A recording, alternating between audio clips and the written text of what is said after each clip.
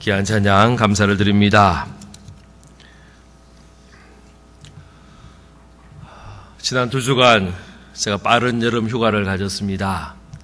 주일날은 설교를 했는데 수요일 2주를 제가 말씀을 전하지 못했습니다. 그래서 오늘 수요일날 이 자리에 있으니까 굉장히 오랜만에 쓰는 것 같고, 분명히 주일날도 쓰고 새벽에도 쓰고 했는데도 굉장히 오랜만에 쓴 느낌이 듭니다. 여러분 평안하셨습니까? 저만 혼자 먼저 휴가를 다녀와서 죄송하고요. 오늘 또 이 시간에 하나님의 놀라운 은혜가 우리 가운데 가득할 줄로 믿습니다. 오늘 말씀은 사두개 사람들과 바리새파 사람들이 예수님 앞에 와서 표적을 구하였습니다. 그런데 성경은 이것을 시험이다라고 이야기를 합니다. 예수님을 시험하기 위해서 왔고 예수님을 시험하기 위해서 표적을 보여달라라고 요구를 하는 겁니다. 본래 시험이라는 게 뭐냐면요, 참과 거짓을 밝혀내는 거예요. 뭐가 옳은지 그른지, 뭐가 맞는지 틀렸는지를 찾아내는 것, 이것이 테스트입니다. 시험입니다. 학생들이 공부를 얼마나 잘했는지, 공부를 진짜 잘했는지, 열심히 했는지 구분할 수 있는 방법이 시험입니다. 시험을 통해서 점수를 보면서 이 아이가 얼마나 열심히 하고 있는지, 공부 시간에, 수업 시간에 잘 듣고 있는지, 지금 공부의 내용을 잘 이해하고 있는지 알 수 있는 방법이 시험이다라는 겁니다. 본래 시험은요, 하나님이 우리에게 하는 것이지 사람이 하나님에 대해서 시험할 수는 없다라는 것입니다. 그래서 주 너희 하나님을 시험치 말라라고 이야기를 합니다. 그런데 이 지금 바리새인 사람과 사두개파 사람들이 예수님을 시험했다라는 거예요. 진짜 예수님이 하늘로부터 왔느냐, 진짜 선지자냐, 진짜 메시아냐, 저들이 시험해보겠다. 그리고는 지금 몰려온 것입니다. 본래 바리새파 사람들과 사두개 사람들은요, 신학 자체가 전혀 다릅니다. 이들은요, 완전히 서로 대립하고 있는 그런 관계였습니다. 뒷페이지에서 조금 더 자세하게 다루겠지만은, 바리새파 사람들은 부활을 믿고 천사도 인정하고 천국도 인정하고 그러지만은 사두개파 사람들은요, 그걸 다 부인하는 거예요. 부활도 없고 천국도 없고 지옥도 없고 천사도 없고 다 없다는 거예요. 그럼 뭐냐? 지금 이 땅에서 잘 먹고 잘 사는 거, 이게 사두개파 사람들의 목적이에요. 전혀 다른 사람들입니다. 다른 것을 믿는 사람들입니다. 그래서 늘 신학적으로 대립하고 있었습니다. 그런데 이 두 계파가 예수님을 공동의 적으로 삼고 지금 함께 마음을 모으고 힘을 모아서 예수님을 대적하는 그런 모습들이 있더라는 겁니다. 마치 예수님이 십자가에 못 박히실 때에 헤롯과 빌라도가 그전에는 원수였는데 그때에는 친구가 되었다라는 말씀처럼 저들이 힘을 모아서 예수님께 대적하더라는 것입니다. 우리가 힘을 언제 모아야 할 것인가? 하나님의 일을 감당하는 데 힘을 모아야 되는데 대적하고 방해하고 회박하는 일에 힘을 모아서는 안 되는 것입니다. 히브리서 3장 9절 말씀 우리 같이 읽도록 합니다. 시작. 거기서 너희 열조가 나를 시험하여 정음하고 40년 동안에 나의 행사를 보았느니라. 이스라엘 백성들이 광야 생활을 하면서 저들이 하나님을 시험했다라고 이야기를 합니다. 출애굽기 17장 7절 말씀 봅시다. 시작. 그가 그곳 이름을 마사 또는 머리바라 불렀으니 이는 이스라엘 자손이 다 두었으며 또한 그들이 여호와를 시험하여 이르기를 여호와께서 우리 중에 계신가 안 계신가 하였음이더라. 머리바에서 저들이 물이 없었습니다. 그때에 성경은 하나님과 다투었다라고 이야기하는 거예요. 이것이 하나님과 시험했다라는 것입니다. 하나님을 시험한 결과는 징벌입니다. 벌입니다. 하나님을 시험하고 칭찬 들을 수가 없습니다. 우리는 하나님을 시험하는 자가 되어서는 절대로 안 됩니다. 오늘 말씀 중에 첫 번째로는요, 저들이 표적을 구했다라고 이야기를 합니다. 표적이 뭐냐? 성경은 표적을 이적 혹은 기적이다라는 말을 사용을 합니다. 표적이란 말은, 기적이라는 말은요, 신비롭고 놀라운 일이 일어났다라는 겁니다. 불치병에서 낫는다든지, 혹은 오병이의 기적과 같은 일들이 일어난다든지, 물로 포도주를 만드는 그런 기적들이 일어날 때에 이것을 이적 혹은 기적이다라고 이야기를 합니다. 이스라엘 사람들은요, 표적을 참 좋아했습니다. 중요하게 생각했습니다. 저들은 광야에서 표적을 구하였습니다. 때만 되면 저들은 표적을 구하고 표적을 통하여 하나님을 믿는다라고 이야기를 하였습니다. 지금도 바리새파 사람들과 사두개파 사람들이 예수님 앞에 와서 지금 요구하는 것이 당신이 진짜 하늘로부터 왔다면, 하나님이 보내신 자라면 하나님이 보내신 표적을, 사인을 보여달라, 지금 그렇게 요구하고 있는 것입니다. 사실 예수님께서 지금까지 보여주셨어요. 세례 요한이 감옥에 갇혔을 때에 제자들을 보내어서 예수님 앞에 질문합니다. 우리가 당신이 메시아가 맞습니까? 아니면 또 다른 메시아를 기다려야 됩니까? 말씀해 주십시오 라고 이야기할 때에 예수님이 이야기한 것이 뭡니까? 가서 너희가 보고 들은 거 이야기해라.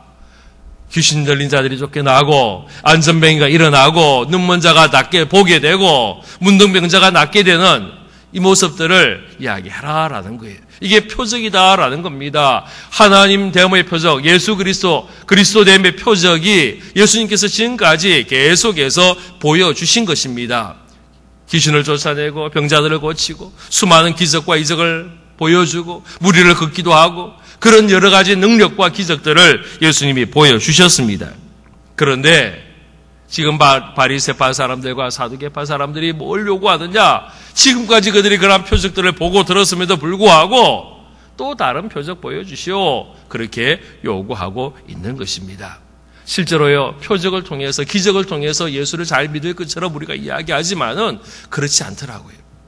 뭔가 신비하고 놀라운 일이 있을 때에 놀라기는 하지만, 혹 감탄을 터뜨리기는 하지만은 그것이 믿음이까지 나아가지 않더라고요.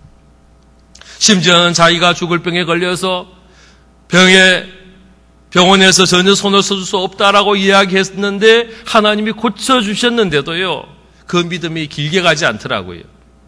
제 친구 아버지 경우는 딱 3개월 갔습니다. 병 낫기 전에는 울고불고 고쳐달라고 그러고, 병 나으면 예수님 잘 믿겠다고 신앙생활 잘하겠다라고 큰 소리 했지만은 암에서 고침받은 다음에요, 석 달 지나니까요, 교회를 또 나가고, 석 달 지나니까 다시 술집에 앉아있는 그런 모습을 본 적이 있습니다. 기적을 경험하고 능력을 경험하면 예수 잘 믿을 것 같지만은, 믿음을 잘 가질 것 같지만 그렇지 않더라는 거예요. 기적은 기적 자체로서 끝나면 안 됩니다. 아무 소용이 없습니다. 잠시 놀랄 뿐입니다. 잠시 한번 감탄 터뜨릴 뿐입니다. 거기서 끝나는 것이 아니고 기적을 통해서 예수님을 만나야만이 진정한 표적이 될 수 있고, 예수님을 볼 수 있어야만이 참 표적이 될 수 있는 것입니다. 표적은요, 예수님을 보여주는 거예요. 예수님이 하나님의 아들임을 보여주는 거예요. 지금까지 수많은 기적과 표적을 보여줬는데 그 속에서 예수님을 만나지 못하고 예수님의 메시아됨을 알지 못하고 하나님임을 알지 못하는 사람들은요, 또 다른 표적을 보여줘도 저들은 아무 소용이 없는 것입니다. 그래서 예수님은 그들에게 요나의 표적 외에는 보여줄 것이 없다라고 이야기를 했습니다. 여러분, 우리 요나 잘 압니다. 하나님이 니느웨로 가서 복음을 전하라. 그런데 니느웨로 안 가고 다시스로 가려고 배를 타고 가다가 큰 풍랑을 만나고, 그리고 물고기 배 속에 들어갔다가 겨우 살아나서 니느웨 성에 가서 복음을 전했던 선지자가 있습니다. 특별히 능력을 베푼 것도 아니고 특별히 기적을 베푼 것도 없습니다. 그런데 예수님께서는 요나의 표적 외에는 너에게 보여줄 것이 없다라고 이야기를 했습니다. 이 말씀을 여기서 한 번만 한 게 아니고 마태복음 12장에서 이미 한 번 더 이야기하셨어요. 그때 바리새인들, 서기관들이 와서 표적 보여달라라고 이야기하니까 그때도 예수님 똑같이 이 말씀을 하셨습니다. 똑같은 이야기합니다. 악하고 음란한 세대에 표적을 구하니 요나의 표적 외에는 너에게 보여줄 것이 없다라고 이야기를 그때도 똑같이 하셨습니다. 요나의 표적은요, 우리에게 두 가지를 보여줍니다. 첫 번째는 예수님의 죽으심과 부활을 이야기하는 거예요. 밑에 상자에 보면 마태복음 12장 39절로 40절 말씀이 있습니다. 우리 같이 한번 읽겠습니다. 시작. 예수께서 대답하여 이르시되 악하고 음란한 세대가 표적을 구하나 선지자 요나의 표적밖에는 보일 표적이 없느니라. 요나가 밤낮 사흘 동안 큰 물고기 배 속에 있었던 것 같이 인자도 밤낮 사흘 동안 땅 속에 있으리라. 할렐루야. 예, 예수님께서 이 요나의 표적을 통하여 분명히 말씀하신 것은 요나가 밤낮 사흘 동안 물고기 배 속에 있었던 것처럼 우리 주님도 밤낮 사흘 동안 땅 속에, 무덤 속에 있겠다라고 이야기를 하시는 겁니다. 예수님의 죽으심을 이야기하는 겁니다. 그리고 물고기 배 속에서 살아나는 것처럼 예수님의 부활하심을 요나의 표적을 통해서 보여주신다라는 것입니다. 누가복음 11장 29절 30절 읽겠습니다. 시작. 무리가 모였을 때에 예수께서 말씀하시되 이 세대는 악한 세대라 표적을 구하되 요나의 표적밖에는 보일 표적이 없나니 요나가 니느웨 사람들에게 표적이 됨과 같이 인자도 이 세대에 그러하리라. 예, 이 두 번째 말씀은 뭐냐면 회개를 이야기하는 것입니다. 아직 페이지 넘기지 마시고 첫 페이지 그냥 가지고 계시고, 예. 두 번째는 회개입니다. 요나가 물고기 배 속에서 나와서 그토록 가기 싫어했던 그 니느웨 성에 갑니다. 그 성이 너무너무 넓었는데도 그저 반나절 잠깐 이 땅에 회개하지 않으면 하나님의 벌이 임한다라는 말을 선포하고는 사라졌습니다. 그런데요, 니느웨 사람들이 직접 요나의 말을 들은 사람이 몇 명 안 되지만은 그 말이 선포되었을 때에 니느웨의 모든 사람들이, 왕에서부터 시작하여 모든 사람들이 회개하고 눈물을 흘리고 죄를 뒤집어쓰고 옷을 찢고 통곡하는 그런 모습들이 있었습니다. 그래서 그 니느웨 성에 하나님의 진노가 임하지 않았던 것을 보게 됩니다. 그런데 요나보다 더 큰 이가 되시는 예수님께서 이 땅에 오셔서 직접 말씀하셨습니다. 온 갈릴리 땅을 두루다니면서 복음을 전하고 천국 복음을 전하시고 수많은 기적과 표적을 보여주셨습니다. 그런데도 불구하고 그 당시의 사람들이 믿지 않더라는 겁니다. 바리새인, 서기관, 또 사두개파 사람들이 예수님을 믿지 않더라는 것입니다. 니느웨 사람들은 하나님의 백성도 아니고 이방 사람들이었는데 다른 나라의 선지자가 와서 반나절 외쳤음에도 불구하고 저들은 회개하였는데 이스라엘 사람들은 하나님의 아들이 직접 와서 선포했음에도 불구하고 회개하지 않더라는 겁니다. 이것이 요나의 표적입니다. 회개하면 하나님께서 사하여 주실 것이고 회개하지 않으면 벌이 임한다라는 것이 요나의 표적인 것입니다. 다음 페이지 봅시다.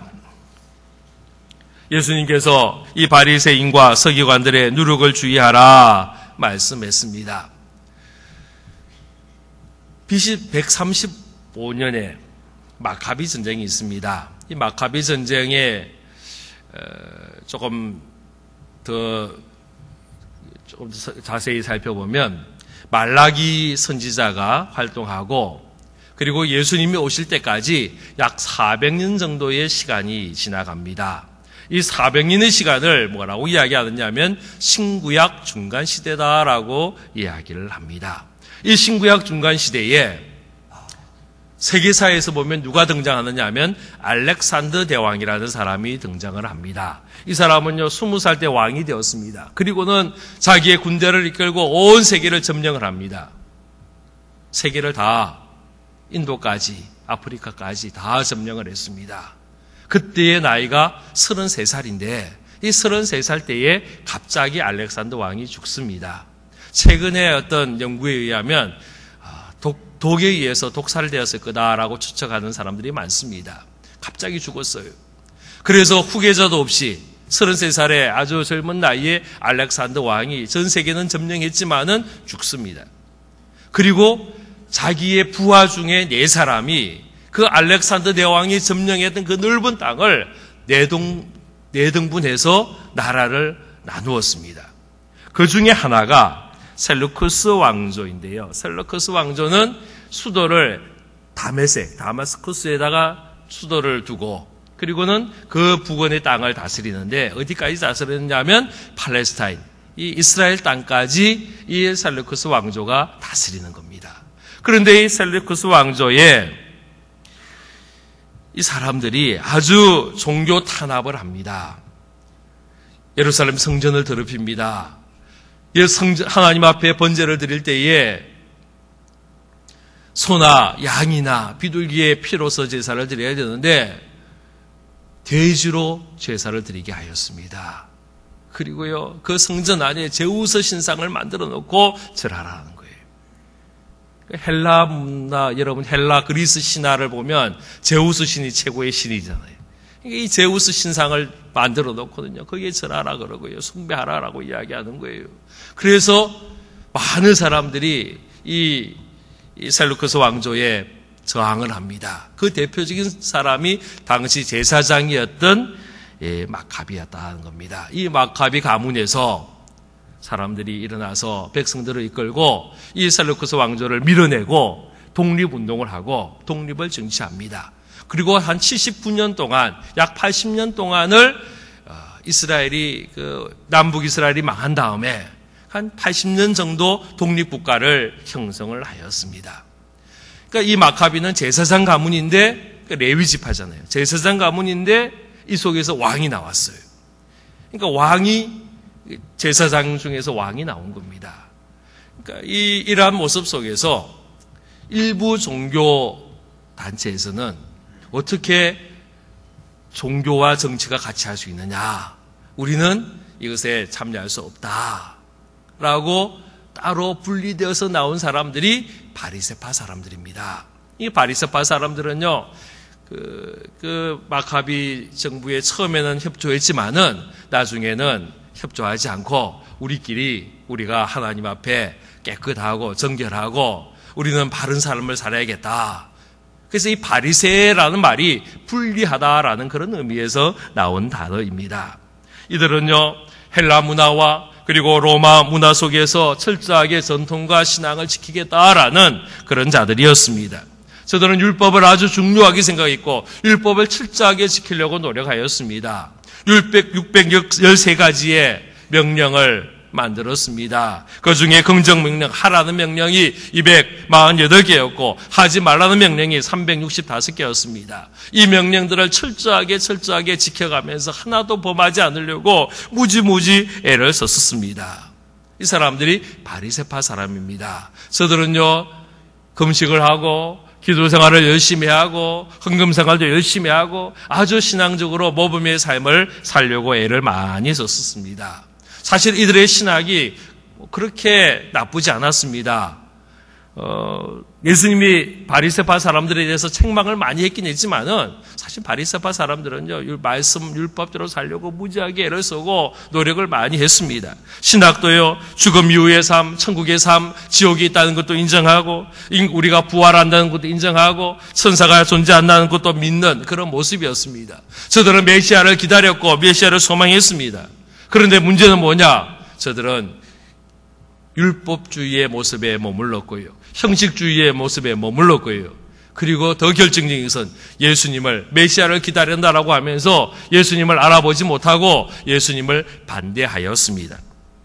그리고 나중에 교회가 생겨났을 때에 기독교를 반대하고 핍박하는 그런 모습이었습니다. 그 대표적인 사람이 사울이라는 청년입니다. 이 사울은 바리새파 사람이었습니다. 그리고 예수 믿는 자들을 핍박하기 위하여 다메섹까지 가다가 예수님을 만나고 바울이 되었습니다.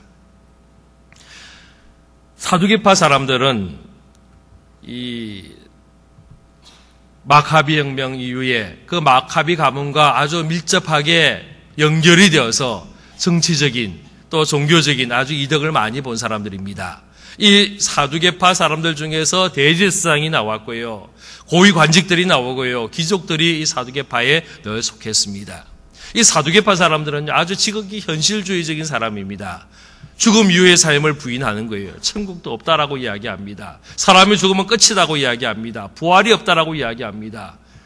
우리는 유대인들이 하나님의 자손이고 하나님의 백성이기 때문에 다 천국을 인정할 거라고 생각하고 부활을 인정할 거라고 생각하지만은 사두개파 사람들은 그거 다 부인하는 거예요. 천사도 없다라고 이야기하는 거예요. 영적인 세계가 없다라고 이야기하는 거예요. 그래서 이 사람들의 관심이 뭐냐? 이 땅에서 잘 먹고 잘 사는 거예요.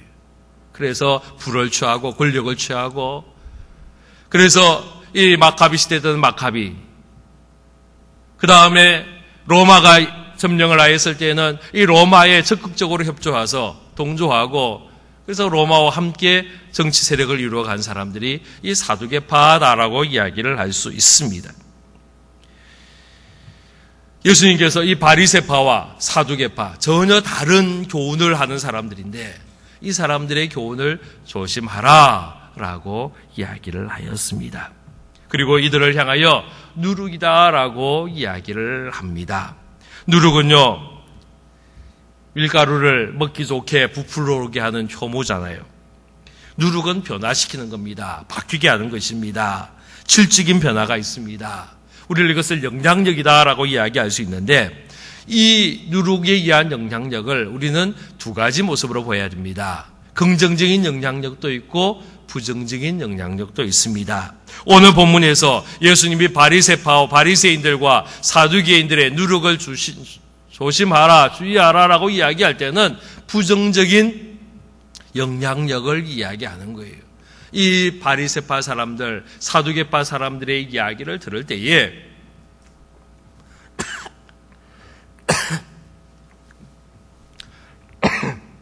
우리가 좋지 못한 모습으로 부정적인 영향력을 받을 수가 있다라는 것입니다. 그래서 우리가 이 잘못된 생각들을 가진 사람과 가까이 하면 잘못될 가능성들이 많습니다. 이단들의 생각에, 이단들의 생각과 이단들의 어떤 음성들에 귀를 기울이면 큰일 나는 것입니다. 혹시나 이 교회 밖에서 성경 공부하는 것은요, 조심하셔야 돼요. 우리를 속이는 사람들이 너무 많습니다. 우리를 미혹해 하는 자들이 너무 많습니다. 한국은요, 이단 공화국이라고 이야기할 정도로 이단들이 너무너무 많습니다. 그래서 교회 밖에서 성경 공부를 할 때는 하기 전에 아무리 누가 와서 좋은 성경 프로그램이 있고 좋은 강자가 있다라고 이야기하더라도 확인을 받고 허락을 받으셔야 돼요. 할렐루야. 그리고 가능하면 우리 교회 안에 있는 성경부에 여러분이 참여하시기를 바랍니다. 교회 안에 계실 때는 성경부는 하지 않고 자꾸 밖에만 기웃거리면요, 잘못될 가능성들이 너무너무 많은 거예요. 처음에는 모릅니다. 이단들은 속이거든요. 헷갈리게 하는 거예요. 심지어 목회자들까지도 넘어가는 거예요. 갔다 와가지고는 똑같은데 별거 없던데 다른 거 없던데 그러면서 다니다 보면 잘못된 모습으로 나아가는 겁니다. 예수님께서 바리새파와 그리고 사두개인들의 교훈, 그 누룩을 주의하라라고 이야기를 합니다. 여러분이 이 교회 밖에서의 모임은 좀 조심해서 살펴봐야 되고요. 늘 교육자들에게 확인하시고 이것이 옳은 건지 잘못된 건지 우리를 속이는 것인지를 늘 확인하시고 그리고 참여할 수 있기를 바랍니다. 할렐루야. 예, 그러나 좋은 영향력도 있어요. 구약성경에 보면 6월절에는 떡을 먹을 때에 누룩이 없는 떡을 먹으라 라고 이야기를 합니다. 그러니까 누룩이 없는 무교병을 먹습니다. 그런데요, 맥추절, 우리가 지난주에 맥추절을 드렸잖아요. 맥추절의 음식에는요, 누룩을 넣어라라고 또 이야기를 합니다. 이 누룩을 하나님이 완전히 싫어하신 것이 아니고, 이스라엘 사람들은 누룩 없는 것만 먹는 것이 아니고, 누룩의 교훈이 있는 거예요. 빼라고 이야기할 때는 부정적인 영향력을 조심하라는 거예요. 넣으라라고 이야기할 때는 긍정적인 영향력을 이야기하는 겁니다. 누룩은요, 변화시키는 것입니다. 천국 복음이 전파되는 것처럼 그 조그마한 누룩이 들어갔는데 그 밀가루가 완전히 질적으로 다른 것이 되고 빵이 완전히 다른 빵이 된다라는 것입니다. 이 말씀이 임할 때에, 하나님의 말씀이 임하고 복음이 임할 때에 우리의 삶의 모습이 달라지고 우리의 생각이 달라지는 겁니다. 그렇처럼 우리가 주님의 누룩이 되어서 이 세상에 좋은 영향력을 미치고 하나님의 나라를 건설하는 이 일에 우리 모두가 쓰임받는 모습 되기를 바랍니다. 출애굽기 12장 15절 말씀 같이 읽습니다. 시작. 너희는 이래 동안 무교병을 먹을지니 그 첫날에 누룩을 너희 집에서 제하라. 무릇 첫날부터 일곱째 날까지 유교병을 먹는 자는 이스라엘에서 끊어지리라. 고린도전서 5장 6절입니다. 시작. 너희가 자랑하는 것이 옳지 아니하도다. 적은 누룩이 온 덩어리에 퍼지는 것을 알지 못하느냐. 좋지 못한 영향력에 대한 이야기를 하는 것입니다. 잘못된 것이 하나가 들어오면요, 엉망이 되는 거예요. 보십시오. 얼마 전에 우리 메르스 바이러스로 지금도 아직도 진행형이긴 하지만은 얼마나 우리나라가 곤욕을 치루었어요. 수많은 사람들이 죽기도 하고 수만 명의 사람들이요, 집에서 나오지도 못하고요. 얼마나 어려움을 당했어요. 밖에서 나갈 때마다, 들어올 때마다 손 씻어야 되고요. 음식점 가는 것도 겁이 나고요. 병원 가는 건 더 겁이 나고요. 약국 가는 것도 겁이 나고요. 사람들 많이 모이는 곳에 가면 지하철 타도 괜찮을까? 버스 타면 괜찮을까? 얼마나 전전긍긍하면서 지난 한 달 이상을 우리가 그렇게 보냈잖아요. 그런데요, 그 메르스 바이러스 한 사람이 처음 시작을 한 거예요. 한 사람이 바이러스를 가지고 우리나라 들어왔는데, 물론 그분이 가지고 오고 싶어서 가지고 왔겠어요. 본인도 그러지 않겠습니까? 그런데 어쨌든 간에 한 사람이 그 바이러스에 감염이 되니까 이 나라 온 민족이요, 염려하고 걱정하고 또 어려움을 당하고 힘든 일을 당하는 그런 모습들이 있더라는 거예요. 부정적인 잘못된 것이 하나가 들어오면요, 그 공동체를 파괴시키는 거예요. 잘못된 생각, 부정적인 그런 말들이 우리의 공동체를 깨트리고요, 우리의 가정을 깨트리고요, 교회 공동체를 깨트리게 되는 것입니다. 우리가 바리새인과 사두개인의 누룩을 주의하라라고 말씀하시는 우리 주님의 그 모습을 기억하면서 우리가 주의하는 모습 될 수 있기를 바랍니다. 세 번째는요, 아직도 깨닫지 못하느냐라는 예수님의 음성이 있습니다. 예수님께서 바리새인과 사두개인들의 누룩을 주의하라라고 이야기하니까 예수님의 제자들이 뭐라고 이야기합니까? 아이고, 우리가 떡을 안 가져왔네. 지금 그 이야기하는 거예요. 지금 예수님의 말씀과 제자들의 이야기가 전혀 다른 이야기를 하고 있는 것입니다. 예수님은 저들의 교훈에 대해서 조심하라라고 이야기하는데 제자들은 무엇을 이야기하느냐? 아이고, 우리가 떡을 준비하지 않았네. 그 이야기하는 거예요. 그 말 속에는 다른 사람에 대한 책망과 야단도 있습니다. 왜 준비하지 않았느냐? 잘 준비해야 되는데 왜 미리 안 챙겼느냐라는 책망도 있습니다. 핑계도 있습니다. 우리가 하나님의 말씀을 듣는데 잘못 이해할 때가 많습니다. 소통이 되지 않는 거죠. 우리가 말씀에 대해서 잘 알아야 됩니다. 예수님의 뜻을 우리가 분명히 파악해야 됩니다. 성경 말씀을 읽으면서 또 말씀을 들으면서 하나님의 뜻이 무엇인지에 대해서 관심을 가져야 됩니다. 자칫 잘못하면요, 제자들처럼 그렇게 될 수 있습니다. 제가 전에 있던 교회에서요, 예배를 마치고 점심 식사를 하려고 앉아 있는데 교인 중에 두 분이 와가지고요, 저한테 확인을 하는 거예요. 목사님, 오늘 설교 시간에 이렇게 이야기했지요. 한 분은 저렇게 이야기했지요. 설교 마친 지 30분도 안 됐는데 두 분이 와가 정반대의 이야기를 하면서 저한테 오는 거예요. 둘 중에 누구 말이 맞느냐고 판단해 달라는 거예요. 여러분, 우리가 말씀 시간에 귀를 기울이지 않으면 이렇게 될 수 있습니다. 하나님의 말씀이 선포되는데 그 말씀을 제대로 듣지 못하고 다른 이야기 할 가능성도 꽤 많다라는 거예요. 여러분, 그래서 예배 시간에 졸면 큰일 나는 거예요. 가끔씩 조는 분들이 있더라고요. 저는 그런 생각합니다. 아이고, 얼마나 교회가 좋으면, 하나님 성전이 얼마나 저래 편하면 잘 주무시기도 할까. 그런 생각도 하기도 합니다만은, 그래도 예배 시간에 졸면 안 돼요. 예전에 저희, 다 지금 돌아가셨지만, 저희 할머니는요, 특별히 수요일 날, 옛날에는 주일 날 또 저녁 예배 드리잖아요. 저녁 예배에 갈 때는 저녁 식사 안 하고 가시더라고요. 그래서 왜 식사를 안 하고 가시느냐고 노인네가 득식사를 하고 가셔야 힘을 내지 않겠느냐 그랬더니, 아이고, 밥 먹고 가면 졸아. 안 졸려고 식사도 안 하고 가시더라고요. 할렐루야. 예, 말씀을 잘 들어야 돼요. 자칫 잘못하면 원수 마귀가 우리에게 말씀을 빼앗아 가는 거예요. 길가에 뿌려진 씨앗처럼 금방 빼앗아 가버린단 말이에요. 1시간 30분 열심히 들은 것 같은데 나가는 순간에 하나도 없을 수도 있다라는 거예요. 잘 들어야 됩니다. 예수님의 제자들은요, 말씀을 잘 듣지 못했습니다. 이해하지 못했습니다. 깨닫지 못했습니다. 예수님께서 누룩을 조회하라 그러니까 아이고 떡을 잘 관리해야 되는데 아니 떡도 없네. 지금 그 이야기 하는 거예요. 예수님의 말씀의 뜻이 무엇인지를 우리가 파악하고 이해할 수 있어야 합니다. 어떨 때는요, 우리의 선입관이 하나님의 말씀을 가리게 할 때도 있습니다.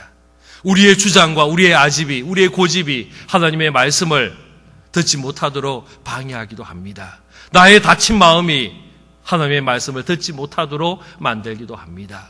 그래서 성경 말씀을 읽을 때에 또 여러분이 예배 시간에 참석하면서 미리 와서 기도할 때에 꼭 이 기도하셔야 됩니다. 제가 새벽 기도 때마다 말씀을 선포하기 전에 늘 기도하는 기도 제목이 있습니다. 성령의 깨달음을 주십시오. 성령을 통하여 알게 하십시오. 깨닫게 해주십시오. 기도합니다. 여러분이 성경을 읽을 때마다 예배에 참여할 때마다 이 기도하셔야 됩니다. 오늘 말씀이 내 마음속에 이해되어지고 깨달아지고 알 수 있도록 성령의 은혜를 다하여 주십시오. 반드시 기도해야 되는 겁니다. 그렇지 않으면 우리는요, 말씀을 이해하지도 못하고 깨닫지도 못하고 엉뚱한 이야기를 할 수 있는 것입니다. 하나님과 우리 사이에 소통이 잘 돼야 됩니다. 하나님의 말씀의 뜻이 무엇인지를 파악하고 그래야만이 우리는 하나님의 뜻대로 살아갈 수 있는 것입니다. 성령께서 우리의 길을 열어주시고 우리의 마음을 열어주셔서 깨닫게 하고 알게 할 수 있는 놀라운 은혜가 우리 가운데 임하기를 주의 이름으로 축원합니다. 요한복음 3장 3절 4절 말씀 같이 읽습니다. 시작. 예수께서 대답하여 이르시되 진실로 진실로 내게 이르노니 사람이 거듭나지 아니하면 하나님 나라를 볼 수 없느니라. 니고데모가 이르되 사람이 늙으면 어떻게 날 수 있사옵나이까? 두 번째 모태에 들어갔다가 날 수 있사옵나이까? 지금 이 니고데모가요, 제자들하고 똑같은 이야기 하는 거예요. 예수님은 지금 거듭남에 대해서 중생에 대한 이야기를 하는데 니고데모는 어떻게 다 큰 사람이 엄마 뱃속에 들어갔다가 또 나올 수 있느냐, 이상한 이야기 한단 말이에요. 니고데모만 그러지 않았습니다. 수가성의 여인도 똑같이 이야기했습니다. 마태복음 4장 14절 15절 읽겠습니다. 시작. 내가 주는 물을 마시는 자는 영원히 목마르지 아니하리니 내가 주는 물은 그 속에서 영생하도록 솟아나는 샘물이 되리라. 여자가 이르되 주여 그런 물이 내게 주사 목마르지도 않고 또 여기 물길을 얼어 오지도 않게 하옵소서. 지금 예수님께서 영원히 목마르지 않은 생수에 대한 이야기를 하셨습니다. 이 생수는 바로 예수님이었고 성령님이었습니다.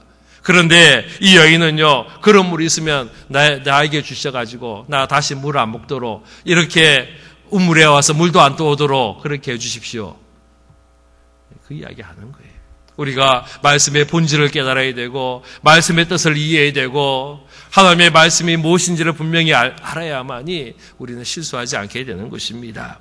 누가복음 24장 45절 읽겠습니다. 시작. 이에 그들의 마음을 열어 성경을 깨닫게 하시고 엠마오로 가는 두 제자에게 예수님이 보여주시고 예수님께서 그들에게 말씀을 하시면서 저들의 마음을 열어 성경을 깨닫게 하셨다라고 이야기합니다. 성령께서 오늘 이 시간 우리의 마음을 열어서 주의 말씀을 이해하게 하고 깨닫게 하여서 주님의 음성을 듣고 주의 뜻대로 살아가는 저와 여러분 되게 하기를 주의 이름으로 축원합니다. 기도하겠습니다. 아버지 하나님 감사합니다. 고맙습니다. 우리와 함께 하심을 감사합니다. 우리가 주님의 말씀만을 의지하며 주의 뜻을 사모하며 주의 말씀을 깨달으며 주의 뜻대로 살아가는 우리의 삶이 될 수 있도록 허락하여 주옵소서. 우리가 온전히 하나님의 말씀에 귀 기울이며 주의 말씀만 의지할 수 있도록 도와주옵소서. 이 땅에는 바리새인들과 사두개인들의 누룩이 있습니다. 저들의 교훈이 있습니다. 저들에게 귀 기울이지 않도록 도와주옵소서. 세상의 지식, 세상의 속삭임에 우리가 귀 기울이지 않게 하여 주옵소서. 또 이 땅에는 수많은 이단들의 미혹도 있습니다. 저들에게 귀 기울이지 않도록 도와주옵소서. 온전히 하나님의 말씀에만 귀 기울이며 주의 음성에만 귀 기울이며 주의 말씀을 깨달으며 주의 말씀대로 살아가는 우리의 삶이 되도록 허락하여 주옵소서. 예수 그리스도의 이름으로 기도하옵나이다. 아멘.